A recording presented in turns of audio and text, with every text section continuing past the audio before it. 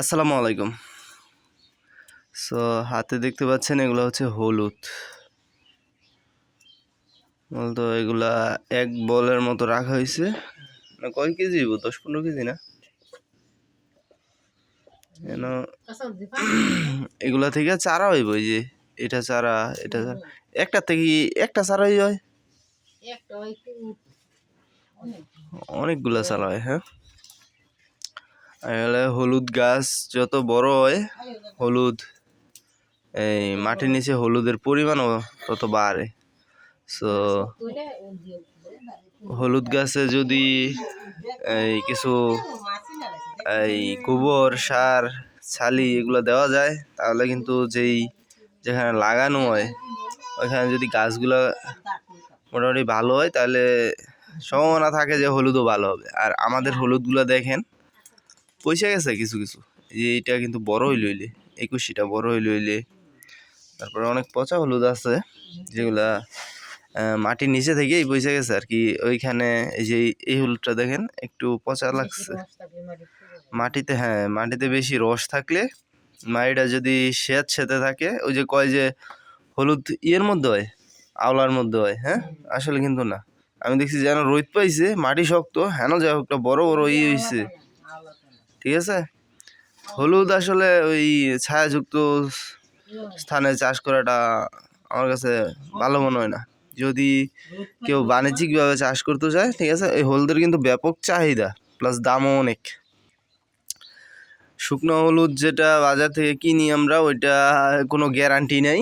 ঠিক আছে, গন্ধ, কাঁচা হলুদের একটা গন্ধ পাওয়া যায়। তারপরে ওইটা কতটুকু অর্গানিক বা বিশুদ্ধ তা জানি না। দেখা যায় অনেক সময় কাঠের গুঁড়া মিশিয়ে দেয়, বিভিন্ন ঝামেলা থাকে। তো যারা বাসায় অল্প একটু নিজেদের চাহিদা মেটাতে চান, তারা হলুদ নিজেরা চাষ করতে পারেন যদি জায়গা থাকে। সেক্ষেত্রে আমি বলবো যে গোবর দিবেন, গোবরের সাথে পারলে ফুরাডান জাতীয় বিষ টিষ যেগুলো আছে না, যাতে করে মাটিতে থাকা যে উই পোকা আছে ওগুলা মারা যায়। প্রথমে চাইবেন যে ওই মাটিটারে বিশুদ্ধ করে নিতে আর কি। আর এগুলো হচ্ছে হলুদের গাছের মোথা। ঠিক আছে, এটাও সিদ্ধ করব। সিদ্ধ হওয়ার পরে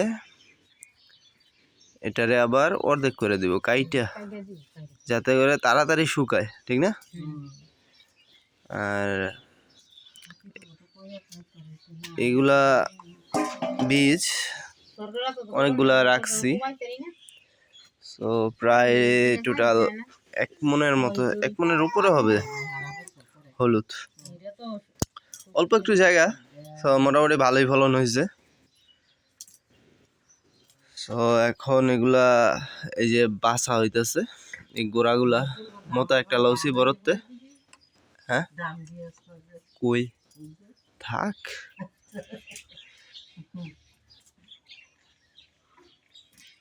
তো মোতা পরিষ্কার করা হইতেছে। মোতার মধ্যে যে শিকড়গুলা থাকে, শিকড়গুলা গাইটা আলাদা করতেছে। তারপরে এগুলা ধোয়া হইব না, না এমনি প্যাক মাটি যেগুলো আছে এগুলা কি?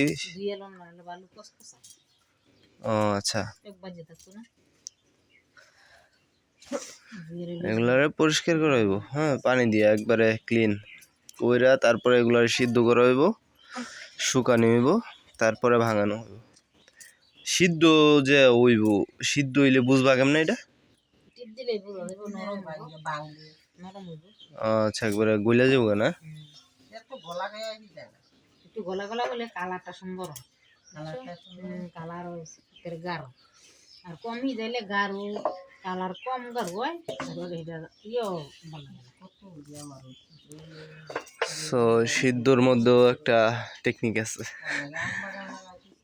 কমই দিলেই কালার কম পালা করে ভিজালে ও ধরে না, বেশি করে ভিজাইলে হলদি কিচ্ছু হয়। আমার হলদি কোনো সময় ধরা আছে। ভিডিওটা ভালো লাগলে অবশ্যই লাইক করবেন, কমেন্ট করবেন, শেয়ার করবেন, সাবস্ক্রাইব করবেন। সাবস্ক্রাইব করে পাশে থাকা বেল বাটনটি বাজিয়ে দিয়ে সাথেই থাকবেন। ধন্যবাদ।